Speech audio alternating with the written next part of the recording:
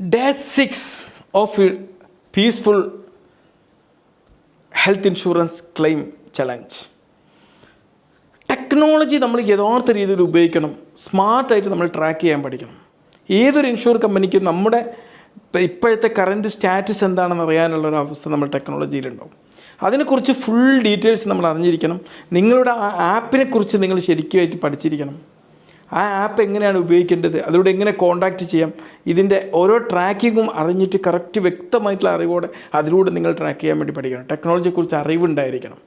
അല്ലാണ്ട് നിങ്ങൾ ചിലപ്പോൾ അങ്ങോട്ടും ഇങ്ങോട്ടൊക്കെ വിളിച്ച് കമ്പനിയിലൊക്കെ വിളിച്ച് തരുമ്പോഴേക്കും അവിടെ കുറച്ച് നേരം അവിടെ ആക്കിയിട്ടുണ്ടാവും, അതിനെക്കുറിച്ച് വലിയ വിവരം നിങ്ങൾക്ക് കിട്ടില്ല. ഞാനിതുവരെ ട്രാക്ക് ചെയ്തൊക്കെ എൻ്റെ ഇൻഷൂർ കമ്പനിയുടെ ആപ്പ് വെച്ചിട്ടാണ്.